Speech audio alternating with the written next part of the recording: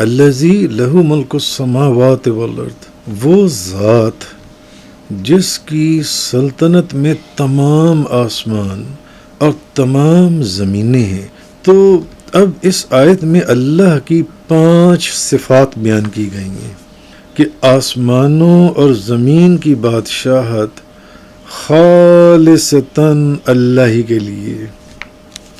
Number 2 کہ اللہ تعالیٰ نے اولاد، اللہ کی کوئی اولاد نہیں ہے، اور اس بات کے اندر یہود کا بھی رد ہے اور عیسائیوں کا بھی رد ہے۔ اور تیسری چیز یہ کہ اللہ کی سلطنت میں کوئی اس کا شریک نہیں ہے۔ اب اس بات میں بت پرستوں کا رد ہے، بت پرستوں کا۔ اور چوتھی چیز یہ کہ ہر چیز کو صرف اللہ نے پیدا فرمایا ہے، ہر چیز کو صرف اللہ نے پیدا فرمایا۔ یہ 4 صفات، اور 5ویں صفت یہ کہ ہر چیز کو اس کے حال کے مطابق ٹھیک اندازے کے اوپر اللہ نے رکھ دیا جو ان سے۔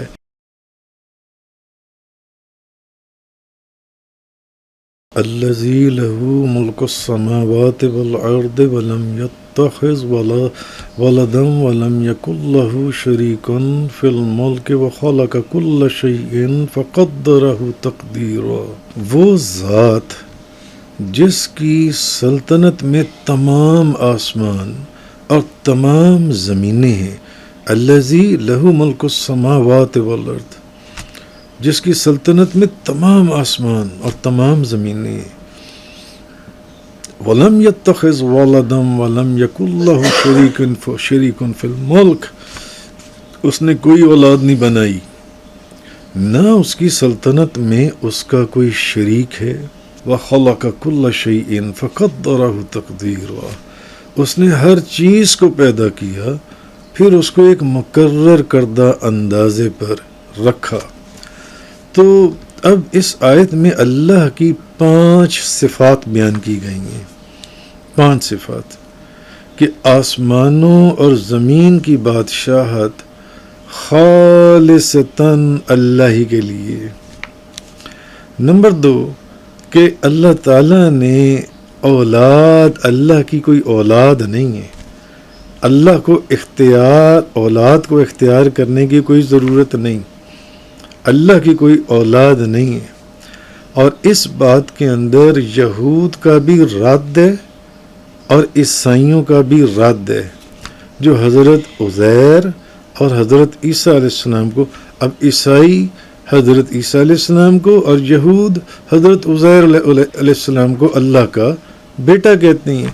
تو یہ ان دونوں کا رد ہے، یہود و نصارہ کا، کہ یہ غلط کہتے ہیں۔ اور تیسری چیز یہ کہ اللہ کی سلطنت میں کوئی اس کا شریک نہیں ہے۔ اب اس بات میں بت پرستوں کا رد ہے، بت پرستوں کا، جو کہتے تھے کہ بت جو ہیں، بت یہ خدا کے شریک ہیں، وہ بتوں کو خدا کا شریک ٹھہراتے تھے۔ اور چوتھی چیز یہ کہ ہر چیز کو صرف اللہ نے پیدا فرمایا ہے، ہر چیز کو صرف اللہ نے پیدا فرمایا۔ یہ 4 صفات، اور 5ویں صفت یہ کہ ہر چیز کو اس کے حال کے مطابق ٹھیک اندازے کے اوپر اللہ نے رکھ دیا جو ان سے۔ تو کہنے کا مقصد یہ ہے کہ اس کی حکمت اور علم کا یہ عالم ہے کہ اب اس جہان میں ان گنت قسموں کی بے شمار چیزیں ہیں اس جہان کے اندر، لیکن کیا کبھی آپ نے یہ چیز محسوس کی کہ کوئی چیز اندازے سے کچھ زیادہ ہو جو نظام کائنات کو خراب کر رہی ہو، یا اندازے سے کچھ کم ہو کہ وہ بھی نظام کائنات کو کچھ خراب کر رہی ہو؟ ایک چونٹی سے لے کر ایک ہاتھی تک، یا ریت کے ذروں سے لے کر پہاڑوں تک، ہر چیز اس کائنات کی اس بات کی شہادت دیتی ہے اور دے رہی ہے کہ بنانے والے نے ہر چیز کو پورے اندازے کے مطابق بنایا ہے۔ مثلا انسان، تفاسیر میں لکھا ہے کہ انسان اپنے وجود کے اندر ہی غور کرے اگر آنکھیں آگے کی بجائے پیچھے ہوتی، سر کے پیچھے ہوتی، تو کیا حالت ہوتی؟ یا اگر آنکھوں پر یہ آنکھوں کے اوپر یہ پپوٹوں کا جو غلاف ہے یہ غلاف نہ ہوتا تو پھر اس پر پلکیں نہ ہوتی، تو کیا اس نازک ترین چیز کی اللہ نے جس طریقے سے حفاظت فرمائی، کیا وہ حفاظت ممکن تھی جو ان سی ہے؟ اگر دل جہاں اللہ نے رکھا ہے وہاں سے 1 انچ بھی اوپر یا نیچے ہوتا یا بائیں یا دائیں طرف کو ہوتا تو پھر اسی طرح، یعنی کہنے کا مقصد یہ ہے کہ تمام سارا نظام عالم اس دانائی اور کمال مہارت سے ترتیب دیا گیا ہے کہ ہر چیز کی وضع و قطع جو ہے اور محل اور مکان جو ہے وہ اتنی عمدگی کے ساتھ ترتیب دیا گیا ہے اور ایسے مقرر کیا گیا ہے کہ اگر اس میں بال برابر بھی رد و بدل کیا جائے تو نظام خراب ہی نہیں، بعض جگہوں کے اوپر پاش ہو جائے گا۔ تو کہنے کا مقصد یہ ہے کہ سوچنے کا مقام یہ ہے کہ ساری بلندیاں اور پستیاں، ساری بلندیاں اور پستیاں جو سی ہیں وہ اس کے سامنے سر جھکائی ہوئی ہیں جو ہر چیز کا خالق ہے۔ جو ایک چیز فرمائی گئی کہ وہی ہر چیز کا خالق ہے جس کے علم اور حکمت کی گواہی کائنات کی ہر چیز دے رہی ہے۔ تو یہاں پر انسان کو سوچ کر خود سے انصاف کرنا چاہیے کہ کیا ایسے خداوند عالم کو کسی بیٹے کی ضرورت ہوگی؟ کیا اس کو بیٹے بنانے کی ضرورت ہوگی جون سی ہے؟